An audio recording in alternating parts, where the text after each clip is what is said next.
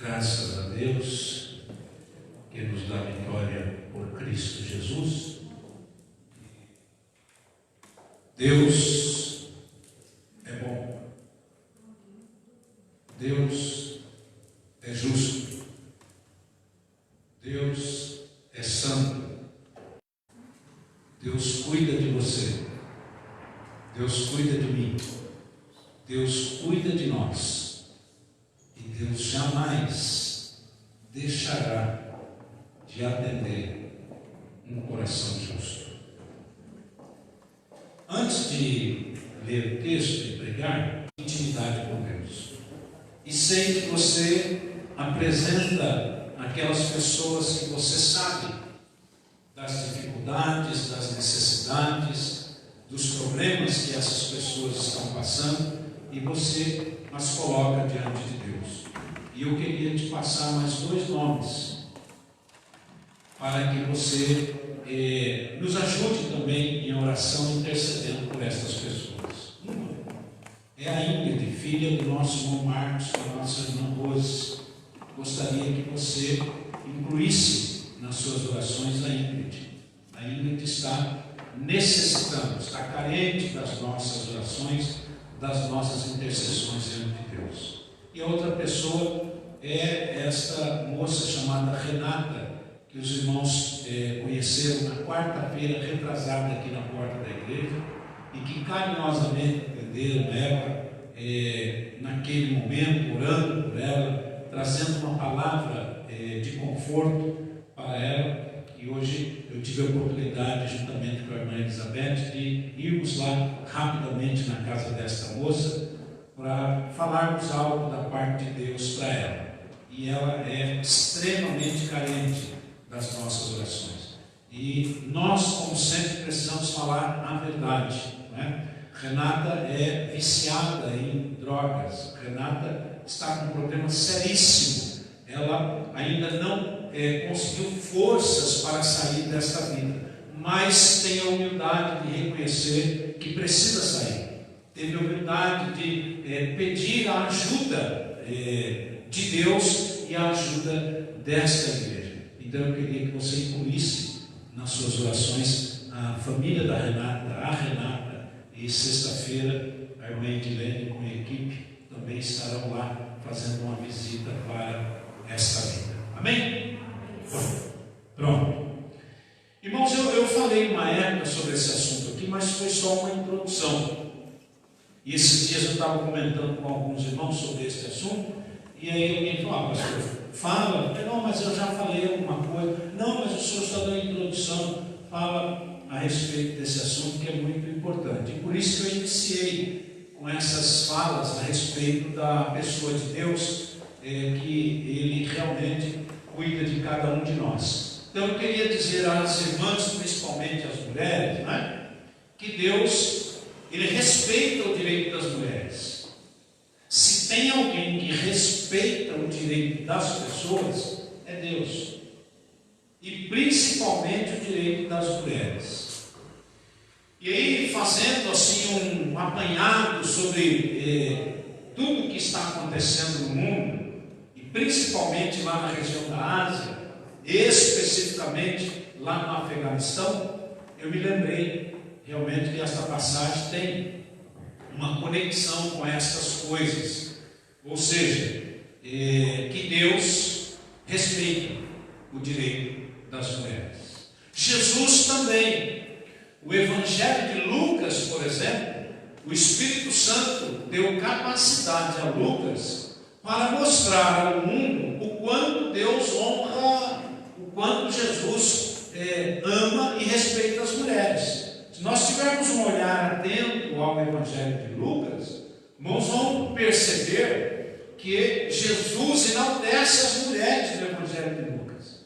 Existem 73 passagens do Evangelho de Lucas que mostram o cuidado que Jesus teve para com as mulheres. Porque naquela cultura, até os dias de hoje, a mulher ainda é sempre colocada em segundo ou até mesmo em terceiro plano. Mas com Deus não é assim.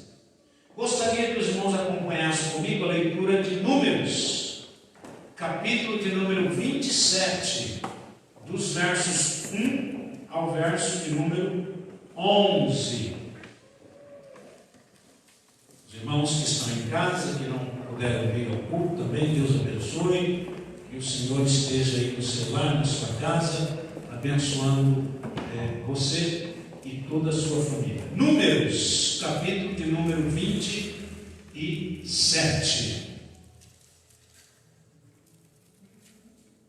A lei acerca dos direitos. E esse texto fala sobre as filhas de um homem muito exemplar na sua época, chamado Zelofaede. Números 27, 1 ao 11. Então vieram as filhas de Zelofaede, filho de Éfer, filho de Gileade, filho de Maquir, filho de Manassés, entre as famílias de Manassés, filho de José. E são estes os nomes das suas filhas: Macla, Noa, Ogla, Milca e Tirza. E apresentaram-se diante de Moisés, e diante de Eliezer, o sacerdote, e diante dos príncipes, e diante de todo o povo, à porta da tenda da congregação, dizendo: o nosso pai morreu no deserto, e não estava entre os que se ajuntaram contra o Senhor, no grupo de Corá, mas morreu no seu próprio pecado, e não teve filhos. Por que se tiraria o nome do nosso pai do meio da sua família, porque não teve filhos? Dá-nos a possessão entre os irmãos do nosso pai. E Moisés levou a causa delas perante o Senhor. E disse o Senhor a Moisés: as filhas de Zelofaede falam o que é justo. Certamente lhes darás a possessão e herança entre os irmãos do seu pai, e farás passar a elas a herança do seu pai. Falarás aos filhos de Israel, dizendo: quando alguém morrer e não tiver filho, então fareis passar a sua herança à sua filha. Se não tiver filha, então a sua herança dareis aos irmãos dele.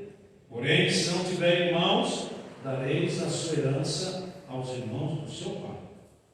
Se também o seu pai não tiver irmãos, dareis a sua herança ao parente mais chegado da sua família, para que a possua.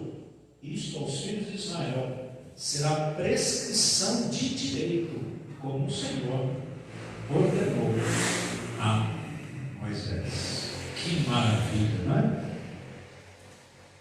É necessário entendermos o contexto para chegarmos ao assunto. Irmãos, Deus, se necessário, Deus muda, viu? Ah, pastor, mas está escrito na palavra de Deus que Deus não muda, Ele é imutável. É verdade. Mas quando a Bíblia diz que Deus não muda, está dizendo do seu caráter, está dizendo dos seus atributos naturais. Por exemplo, Deus é santo e jamais haverá em Deus pecado. Deus é justo e jamais haverá em Deus injustiça. Deus é amor e jamais Deus deixará de amar, seja quem for. Então, esses atributos que só pertencem a Deus 100%, eles jamais mudarão. Deus não muda. Mas no que diz respeito às necessidades humanas, no que diz respeito às regras para regerem ao povo de Israel e à humanidade, se for necessário, Deus muda. Nós estamos diante de um texto que ele tem um cunho, um vínculo cultural da época muito forte. E conforme foi havendo as necessidades para a acomodação, o entendimento do relacionamento de Deus para com Israel e de Deus para com a humanidade, Deus então foi, quando necessário, mudando algumas coisas. Aquela cultura, principalmente na época do antigo Israel, as mulheres não tinham direito nenhum, em nada. Mas isto não quer dizer que Deus concordava com isso. Isso é entendido como a lei da permissividade de Deus. Quer dizer, Deus permitia, mas isso não quer dizer que Ele concordava. E quando nós estamos diante de situações desta natureza, que Deus permitia, mas não concordava, precisamos entender que em um dado momento Deus iria mudar a situação. Vou dar alguns exemplos de coisas que Deus mudou. Ele permitiu, Ele durante algum tempo aceitou, mas no tempo oportuno Ele mudou. No Antigo Testamento, e todos nós sabemos disso, um homem poderia ter mais de uma mulher, correto? Correto, está na Bíblia, é verdade. Os patriarcas do Antigo Testamento, a maioria deles tiveram várias mulheres. Mas eu pergunto aos irmãos, foi Deus quem ordenou que eles tivessem várias mulheres? Era realmente do consentimento de Deus? Deus queria que eles tivessem várias mulheres? Não. Deus simplesmente aceitou por causa dessa condição cultural, mas aos poucos, quando Deus foi percebendo que o homem não pode ter mais de uma mulher, não é viável, não é bom, não é correto e não é justo, Deus foi cortando isso aos poucos, ao ponto de chegar ao momento que Jesus, lá no Novo Testamento, vai reorientar, vai ensinar que no princípio não era da maneira que o povo de Israel estava fazendo. Isto é, Jesus vai dizer: olha, vocês estão mal acostumados, vocês acham que Deus concorda com essa situação, e ele vai citar lá no paraíso Deus colocando para o Adão uma única mulher, que é a Eva. Dessa maneira, o assunto ficou ratificado, resolvido, e ponto final, não se fala mais nisso. Então Deus mudou a situação. Existiam regras no Antigo Testamento que a mulher não podia nem abrir a boca para falar com o seu esposo ou falar à presença de alguns homens. Nós vemos isso muito na Bíblia, no Antigo Testamento. Mas veja como Deus quebra a regra e veja como Deus muda as coisas. Vocês já ouviram falar de uma juíza no Antigo Testamento chamada Débora? Pronto. Naquela época, uma mulher jamais, dentro do conceito da cultura desse povo, uma mulher poderia exercer a autoridade que Débora exerceu. O que eu estou querendo dizer aos irmãos? Que com Deus não tem essa história. Que com Deus não tem esse negócio de eu só falo com os homens. Até porque as mulheres sempre oraram a Deus. As mulheres sempre buscaram a presença de Deus, tanto quanto os homens. Então, para Deus, em Deus, com Deus, não tem essa história de que Ele dá preferência aos homens e deixa as mulheres de lado. De jeito nenhum. Ou os irmãos acham que Sara não orava? Ou será que nós não conseguimos detectar que as mulheres do Antigo Testamento também choravam e buscavam ao Senhor, intercedendo até pelos seus próprios maridos? Olha Abigail. Abigail salvou o marido da ira de Davi em uma situação. O que eu estou querendo dizer com tudo isso? Que Deus respeita o direito de todas as mulheres. Nesse caso aqui, nós precisamos entender, irmãos, Deus sempre vai ouvir quem está falando a verdade. Deus sempre vai atender um coração sincero. Deus sempre vai agir para resolver uma situação. E se não tiver lei para aquilo, se não existir uma regra para a situação, Deus cria esta regra, mas Ele não vai deixar de ser justo. Ele não vai deixar de atender à necessidade desta pessoa. No caso aqui, destas 5 mulheres, irmãos, antes de falar dessas 5 mulheres, os exemplos que elas dão para as nossas vidas, e o que é que nós podemos aprender com elas, eu gostaria de falar com os irmãos a respeito do famoso direito das mulheres. Veja como o ser humano, irmão, é frágil, é fraco, e não compreende a real vontade de Deus. É necessário criar leis para que os homens atendam os direitos e as necessidades das mulheres. Aliás, cria lei por causa da desobediência, ou da falta de cuidado, da falta de atenção, da falta de carinho, da falta de provisão, que é a obrigação do homem para com as mulheres. Olha só como são os homens, e agora eu me incluo neles. André, hoje é para nós o negócio. Foi necessário no Brasil criar uma lei chamada Lei Maria da Penha. Mas isso é loucura, irmão. Uma lei que se o indivíduo bater na mulher ou fazer qualquer coisa contra a dignidade da mulher, ele tem que ser preso. Precisa ser uma lei. O homem não acredita? Claro que não.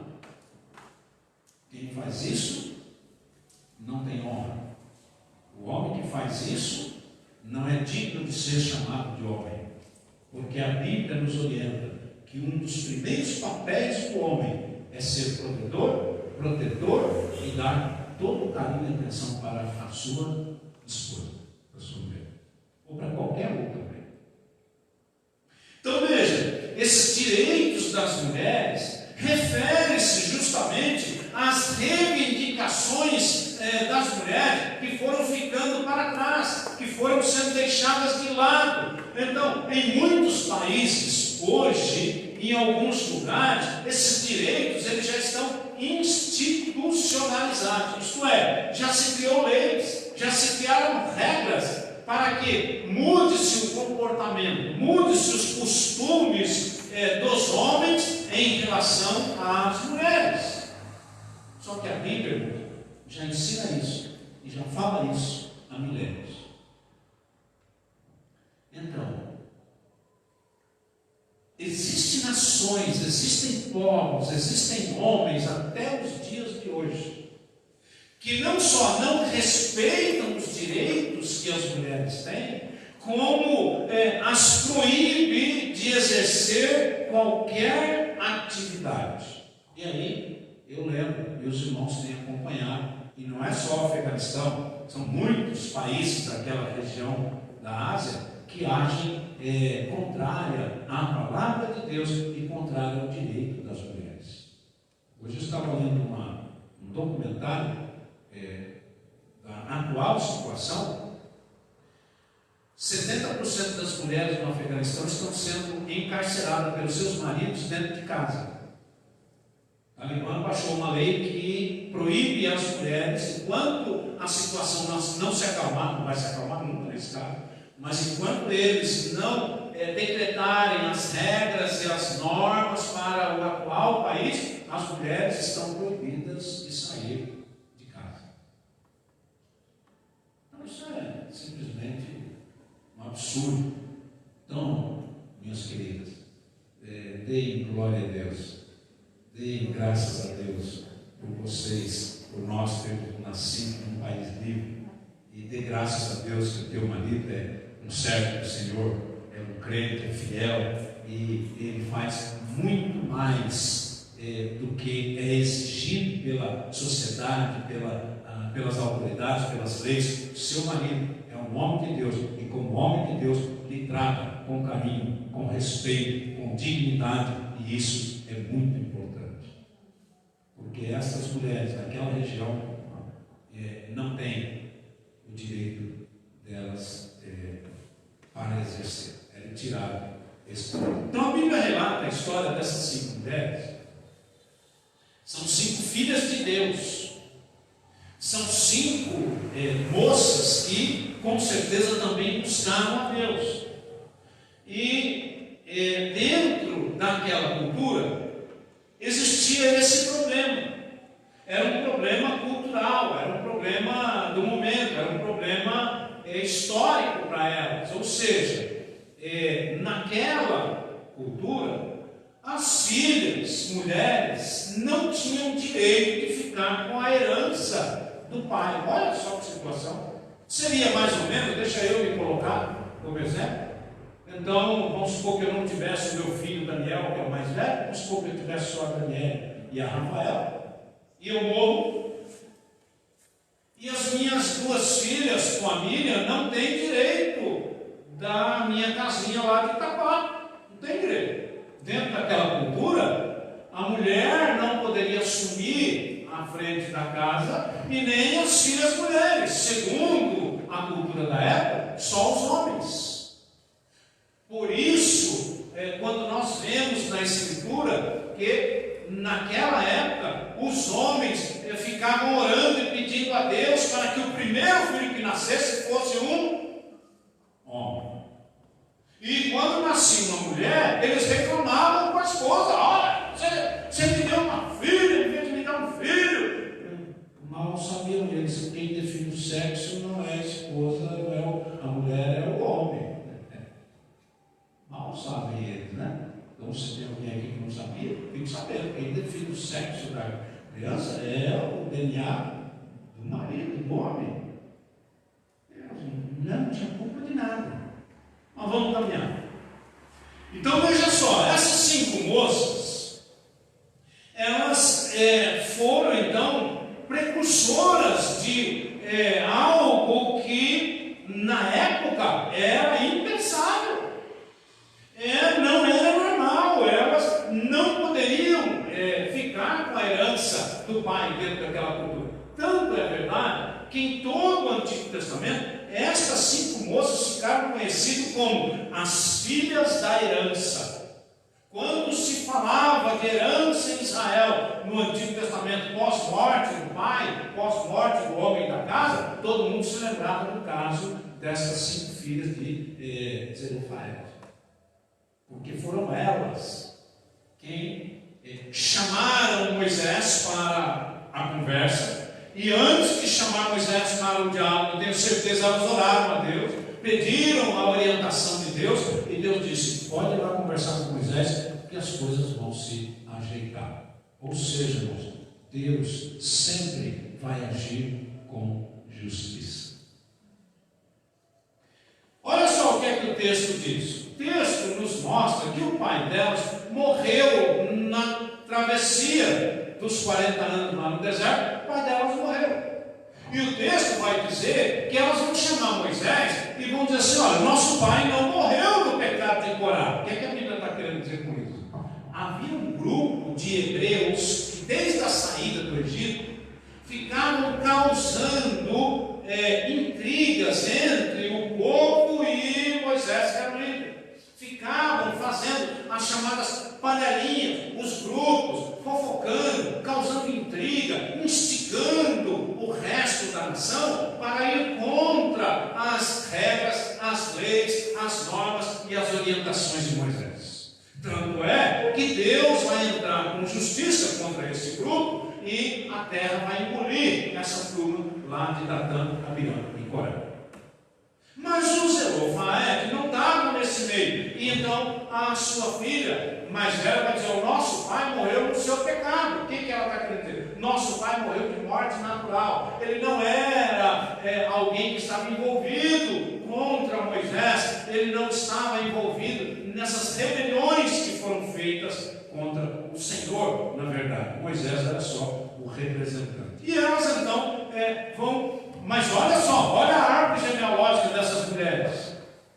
Olha só como essa questão da árvore genealógica, do DNA, realmente tem muito a ver com a descendência das pessoas. Isto é, elas que eram da tribo de Manassés, que por sua vez Manassés era filho de José, ou seja, elas tinham um ideal na vida, elas tinham uma plataforma para se chegar diante de Deus. Eram mulheres que tinham constantemente comunhão com Deus. E elas chamam Moisés e diz o seguinte para ele: olha, nós não concordamos com a cultura que tem sido exercida sobre as mulheres até o dia de hoje. Elas não criaram problema, elas não foram lá para desafiar Moisés. Elas não foram lá para acusar Moisés, nada. Elas só disseram: nós não concordamos com essas coisas que têm acontecido nesse aspecto, nesses casos até o dia de hoje. Ou seja, por que quando o pai morre e não deixou um filho homem, por que as bênçãos que eram do pai, os bens que eram do pai, vai para o tio, vai para o cunhado, vai para um homem da nossa família e não fica com as suas próprias coisas? Nosso pai não teve um filho homem. E o que elas estão dizendo para Moisés é o seguinte: será que nós não temos capacidade para cuidar dos bens do nosso pai? Será que nós não somos honradas para honrar o nome do nosso pai? Será que Deus vai permitir uma coisa dessa, Moisés? Nós gostaríamos que o Senhor, Moisés, como líder, como chefe da nação, nós sabemos que até hoje foi agido dessa maneira. Nós sabemos que é tradição no meio do nosso povo esse tipo de conduta e comportamento, mas nós gostaríamos que o Senhor, Moisés, orasse ao Senhor e trouxesse para nós uma resposta da parte de Deus. Que maravilha! Que coisa impressionante! E mais, irmãos, veja, o Moisés, que era o líder, não é? Se fosse alguém que não tivesse o temor de Deus, é por isso que a Bíblia ela se interpreta por si só, é por isso que a Bíblia é maravilhosa, é por isso que Deus sempre fala a verdade. Quando a Bíblia diz que Moisés foi o homem mais manso sobre a terra, é verdade, porque lidou com o povo durante 40 anos, e ele, como líder, dentro das tradições, vamos chamar aqui machistas do próprio povo hebreu, ele poderia ter escorraçado essas 5 moças. Ele poderia ter dito: vocês estão ficando loucos, enquanto eu for vivo, enquanto eu for o líder, enquanto eu for Moisés, que Deus chamou para libertar o povo e trazer as regras das leis, jamais vocês vão ter esse direito. Eu não vou abrir mão da minha autoridade. Não. Moisés olhou para dentro de si. Moisés olhou para estas moças e disse para ela: ele não teve pressa. O líder não pode ter pressa, não pode ter respostas prontas, não há pacote. Quando o assunto se trata de abençoar outras pessoas, ou quando o assunto se trata de relacionamento entre essas pessoas e Deus, não pode ter pacote pronto e não pode ter pressa. Moisés disse a elas: eu vou orar ao Senhor, eu vou buscar a presença de Deus, e aquilo que o Senhor me falar, eu vou falar para vocês. E no contexto, os irmãos acompanharam. Moisés orou, Moisés buscou a presença de Deus, e a resposta de Deus foi essa: elas têm razão no que elas estão pedindo, Moisés. Deus falou com Moisés: Moisés, atenda a elas, porque elas estão sendo sinceras, e o que elas estão pedindo é a verdade. Sabe por quê, irmãos? Com o tempo em casa, você dá uma olhadinha no Salmo 84. Salmo 84, no verso 11, diz o seguinte: o Senhor não negará bem algum aos que andam na sua presença com retidão e falam com sinceridade.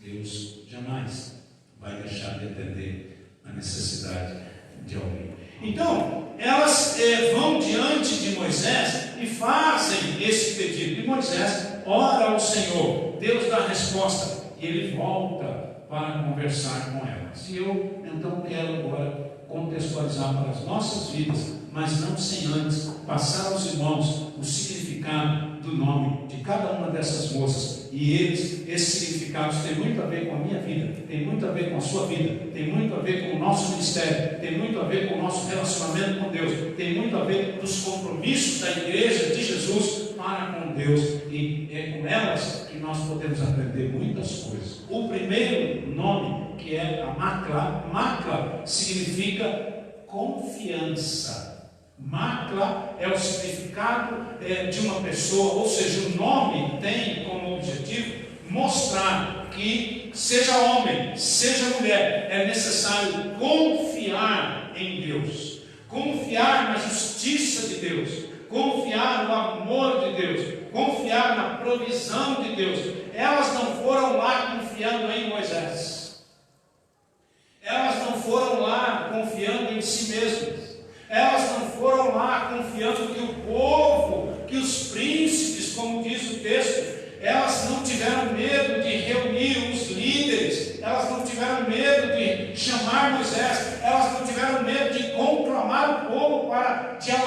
para discutir esse assunto. Por quê? Porque a confiança dela estava no Senhor. O Salmo de número 125 diz isso. Salmo 125 diz que aqueles que confiam no Senhor são como os montes que não se abalam, mas permanecem sempre firmes. Elas estavam confiantes de que Deus iria ouvir esse direito delas, esse clamor delas. Então, a Marta, talvez a mais velha, pela ordem que se coloca no texto, ela chamou as irmãs e disse: olha, eu confio, e nós precisamos colocar em nossos corações esse propósito de confiança. Nós não podemos nos abalar. Nós sabemos que isso nunca aconteceu no meio do povo de Israel, mas Deus é poderoso para mudar esta situação. Então, o significado do nome de Marta é a mulher que confia no Senhor, e por isso ela será bem-aventurada. A outra irmã é a Noa, a segunda. O nome Noa significa ninguém pode me deter. Agora deixa eu dizer uma coisa, tá? Tem mulher que não tem quem segura, viu? Tem mulher que bota o nome no bolso, em todos os sentidos. Irmão, tem mulher que é mais ágil, tem mulher que é mais inteligente, tem mulher que é mais arisca. A mulher por si só, eu já falei isso aqui algumas vezes, repito, a mulher tem mais características positivas do que o homem. A mulher tem mais qualificações do que o homem. Aí os homens falam: pastor, mas o senhor fica jogando a gente lá no chão. Não, não é, é real. A mulher faz 5, 6 atividades de uma vez só, e aí você não conseguiu ajudar ela nem a estudar a louça. Ou será que eu estou falando muito claro? Mulher mais ágil, irmão. Foi Deus que deu isso, acabou e pronto. E a Noa tem esse significado. Uma pessoa que ninguém consegue deter. É aquela que persevera. É aquela que vai. Quantos maridos não são bem-sucedidos hoje porque a mulher ficou cutucando, porque a mulher foi atrás, porque a mulher cobrou, porque a mulher não conseguiu ficar parada naquela situação de se ela ficasse parada, não ia mudar. Quantos lares, quantos casais não são abençoados por causa dessa característica que é Noa, aquela que ninguém pode deter. E por fim, Deus atendeu o pedido dessas mulheres por causa da característica de cada uma delas. Terceira é a Olga. Olga significa aquela que não está com os pés amarrados, porque tem umas também que eu vou lhe dizer, viu? Tem umas mulheres que parece que andam com o pé, né? Sim, tem. O significado de Olga é aquela que está livre. Ela não está presa a coisas que vão atrapalhar sua comunhão para com Deus. Tem mulheres que nada aprendem a fazer a obra de Deus. Eu conheço algumas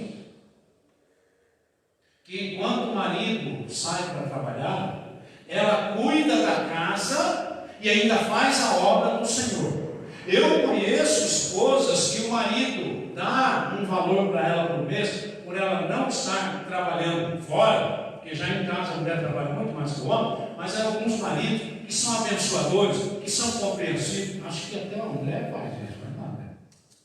Milão para ela todo mês. Amor, isso aqui é teu. Ela está trabalhando no momento, graças a Deus que eu vou dar para sustentar, mas esse milão aqui é teu. Do milão que ele dá para ela, ela tira o dízimo, ela ainda ajuda na assistência social, ela abençoa alguém. Esse é o sentido de Olga, é aquela que não está amarrada, não está atrelada, não está parada, não está com um capresto com as coisas. Não, o significado de Olga é aquela que tem prazer em agir para glorificar o nome do Senhor. A quarta é a Milca. Milca significa aquela que tem autoridade. Aquela que existe diferença entre autoridade e autoritarismo, tá? Autoritarismo é imposição. A autoridade é a pessoa, a postura da pessoa, o ser da pessoa, o caráter da pessoa que, quando fala, os outros que estão à sua volta o ouvem ou a ouvem. E isto não importa se é homem ou se é mulher. No caso aqui é mulher. Então a Milca é aquele tipo de mulher que quase não fala. Normalmente é assim. Tem mulheres que quase não falam. Mas quando ela fala, todo mundo ouve. Até mesmo o seu marido. Durante um tempo, quando eu morava em Itaquá, eu atendia uma família lá, de um senhor, e pensa em um homem que te contava a mesma história toda vez que a gente se encontrava, seu de Assis. Ele contava as histórias da década de 70, e ficava reclamando da vida, e aquela coisa toda, e a esposa dele sempre calada, não abria a boca. Dona Diolinda. E eu ficava assim, e ele falava, toda vez falava, e repetia as mesmas histórias e tal. Um dia ela falou assim: de Assis, deixa de ser bobo, rapaz, você tem que agradecer a Deus. Porque quem cuidou da gente durante todo esse tempo não foi você não, foi Deus. Autoridade. Não é autoritarismo, é autoridade. O que ela está querendo dizer? Não, eu entendo. Você sempre foi trabalhador, você sempre fez sua parte. Mas se Deus não tivesse aberto a porta para você, se Deus não tivesse cuidado de você durante todo esse tempo, você não teria as condições que você tem hoje para a nossa família. Então, o sentido de Milca é esse aqui: a autoridade. Alguém que, quando fala, traz a resolução, traz a solução para um problema que possa estar surgindo. As pessoas de maior autoridade não são autoritárias. As pessoas de maior autoridade são aquelas pessoas que pensam para falar e falam pouco. Aguarda o momento. Olhe para Jesus, observe Jesus. Jesus não era uma pessoa que ficava se intrometendo na situação da vida dos outros. Jesus só falava para resolver um problema quando ele era chamado. E mesmo assim ele ainda chamava a atenção da pessoa. Houve um caso lá que um irmão em litígio com o outro pediu para Jesus julgar e falou: mas quem disse para vocês que eu sou juiz de vocês? Vim aqui para fazer esse tipo de julgamento. Então, mas em toda a fala de Jesus, nós percebemos a autoridade da pessoa de Jesus. Tentaram matar uma mulher por uma questão cultural, por uma questão de machismo, e aí Jesus, com poucas palavras, sem alterar a sua voz, fez todo mundo ficar calado. É esse aqui o sentido de Milca, a autoridade na hora de resolver um problema. Muitos problemas sérios têm sido resolvidos com pessoas que têm autoridade na sua fala. Não é o que fala, mas quem fala. A pessoa se levanta e, com todo cuidado, com toda educação, com todo respeito aos demais, ele dá uma palavra e aquela palavra resolve a situação. E a última delas é a Tirsa, talvez a caçula. Tirsa significa aquela que se deleita no Senhor, aquela que tem sua vida no prazer das coisas de Deus, aquela que tem o favor de Deus em sua vida. Então, estou encerrando, irmãos. E o que é que nós aprendemos com essas mulheres? O que é que nós podemos tirar para as nossas vidas destas mulheres? Primeira coisa que nós aprendemos com elas é que as características delas nós precisamos ter hoje. Primeira característica destas mulheres: ousadia. Mas ousadia aqui não no sentido moderno da palavra, né? Uma pessoa ousada hoje na nossa cultura, no nosso linguajar, é uma pessoa entrona. Nossa, fulano é ousado, vai chegando assim, vai se metendo nos assuntos. Não é esse o sentido. Ousadia aqui é pedir o que você não tem, mas para aquele que tem, porque porque você sabe que algumas coisas são impossíveis para nós, mas a Bíblia diz que para Deus nada é impossível. Então a primeira característica que eu vejo nessas cinco irmãs é a ousadia, a coragem de entender, a coragem de crer que Deus vai tomar conta dos seus sentimentos e Deus vai julgar a sua causa. E foi isso que Deus fez. Irmãos, elas poderiam ter sido apedrejadas, dependendo do clima, dependendo do grupo de homens, elas poderiam ter sido apedrejadas, mas com ousadia, por terem buscado a presença de Deus anteriormente, por saber que Deus é justo, elas vão com ousadia. E o que é que diz o livro de Hebreus, capítulo 10, versos 19 e 20? O livro de Hebreus, no capítulo 10, versos 19 e 20, vai dizer: portanto, irmãos, nós temos a plena confiança para entrar na presença de Deus, lá diz Santo dos Santos, e buscar pelo sangue de Jesus um novo e vivo caminho que Ele mesmo nos abriu. Está falando da ousadia de chegar sem nenhum medo na presença de Deus. Elas estão nos ensinando como é que se faz para se chegar na presença do Senhor. Segunda característica que essas mulheres me ensinaram foi o equilíbrio. Elas não foram gananciosas, elas não cobraram coisas lá do passado. Por exemplo, olha, que aqui nós temos que entender o que está acontecendo é o seguinte: eles estão chegando já próximo a Canaã, e eles já haviam sido orientados por Moisés, promessa de Deus lá no passado, que quando chegassem em Canaã, a terra seria distribuída entre as 12 tribos, e cada uma das suas tribos, com as suas famílias, ficariam com uma propriedade, com um terreno, com uma participação geográfica da terra santa, da terra de Israel. Elas não estavam lá ainda, mas elas tinham fé, elas tinham a perspectiva, elas tinham a confiança, elas tinham o equilíbrio de que o pedaço de terra que deveria pertencer ao pai delas iria ficar com elas. E por causa desse equilíbrio, não estavam cobrando nada que não era de direito, não estavam exigindo nada dos outros, mas também não queria deixar a sua bênção para os outros. Nós precisamos ter isso em nossa mente, em nosso coração. A tua bênção é para você, não é para o outro. Abraão foi chamado por Deus e as promessas eram para Abraão. Quem foi com ele, seu sobrinho Ló, seu pai e o resto da sua família, e as pessoas que moravam com ele, que quiseram sair com ele, também foram abençoadas. Mas isso aí nós chamamos assim, das bênçãos de Abraão, que também abençoou os demais. Mas o compromisso de abençoar e o compromisso das bênçãos era para Abraão.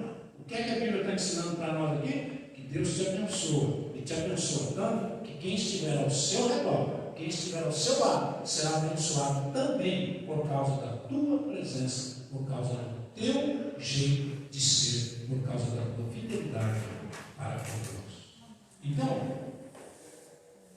o equilíbrio, porque lá no Provérbios de Salomão, capítulo 30 e verso 8, Salomão vai dizer, depois de ter passado tanto tempo na riqueza, na bonança, Salomão vai dizer o seguinte: Senhor, não me deixe passar necessidade, mas eu também não preciso de muita coisa além daquilo que o Senhor sabe que é o necessário para mim viver. E elas tiveram o equilíbrio de pedir só aquilo que era direito delas.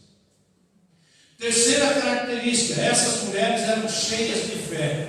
Se nós pudermos nos espelhar na fé dessas mulheres, repito, numa época em que elas não podiam nem abrir a boca, numa época em que não lhe eram dados os seus direitos, mas essas mulheres tiveram fé, e é por isso que a Bíblia diz que a fé move montanhas. E aqui está uma montanha cultural, uma montanha de uma série de problemas que elas não teriam acesso a não ser através da sua fé no Deus justo, no Deus amoroso, no Deus bondoso, no Deus misericordioso, e elas conseguiram alcançar por causa da sua fé.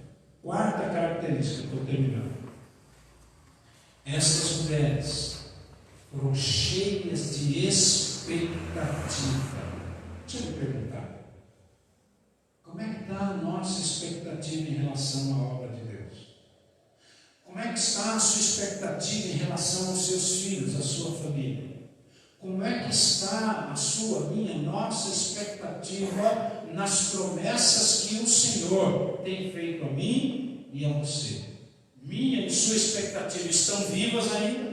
Nossa expectativa está diante do altar do Senhor? Porque se não tiver, peguemos o exemplo dessas mulheres que não deixaram suas expectativas escurecer, que mesmo em meio a um turbilhão de coisas que é contra elas colocaram em seus corações: Deus é quem vai julgar a nossa causa.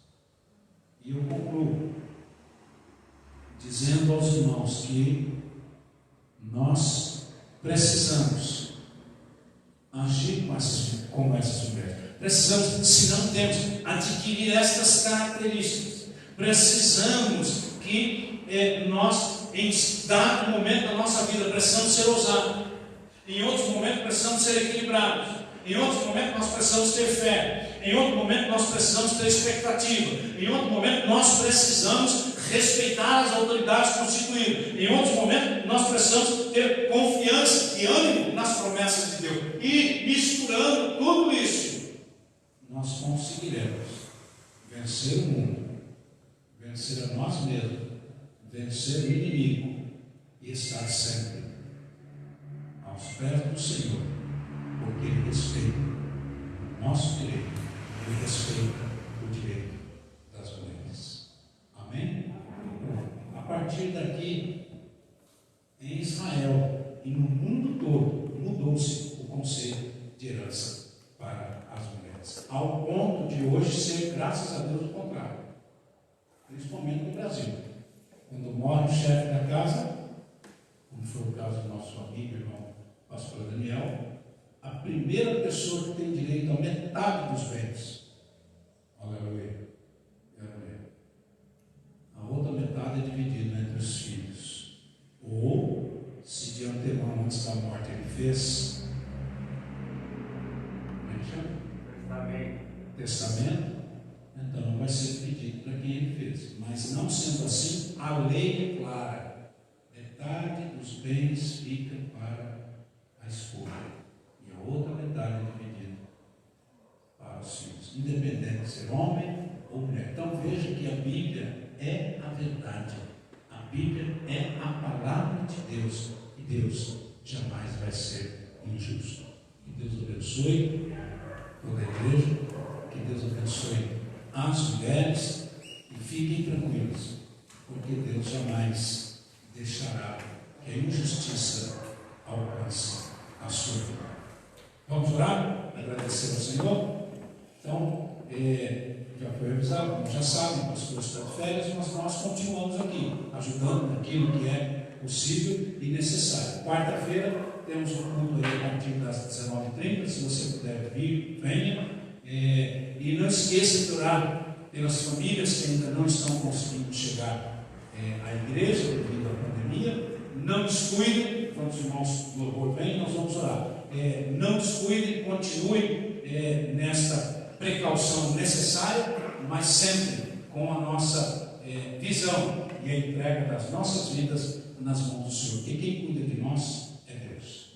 Bondoso e eterno Pai, Senhor, nós queremos agradecer pela oportunidade deste culto. Queremos agradecer por cada família aqui representada. Queremos agradecer porque o Senhor tem cuidado das nossas mulheres. O Senhor tem cuidado das nossas irmãs. O Senhor tem cuidado das tuas filhas. E nós sabemos que o Senhor é justo, que o Senhor é bom, que o Senhor é reto, que o Senhor é amoroso. E entregamos as tuas filhas em tuas mãos, pedindo que todas as sortes de bênçãos possam alcançar as tuas filhas. Dá-nos um término de noite na tua presença e nos conceda a alegria de poder servir ao Senhor todos os dias das nossas vidas. Muda, Senhor, aquilo que for necessário na minha vida. Muda aquilo que for necessário na vida de cada um desses teus filhos, de cada uma destas tuas filhas, para que nós possamos lhe servir melhor. Capacita-nos a cada dia, porque o nosso desejo é honrar o teu nome e o nome de Jesus Cristo, teu Filho, nosso Salvador. Os irmãos vão louvar ao Senhor, e eu vou então já ministrar a bênção apostólica. Quando eles terminarem, nós, nos nossos lugares, oramos silenciosamente. Que o grande amor de Deus, que a graça do nosso Senhor e Salvador Jesus Cristo, que a consolação do Espírito Santo esteja com toda a igreja, e todos nós dizemos amém. Deus abençoe os irmãos, Deus abençoe os irmãos que estão em casa, em nome de Jesus.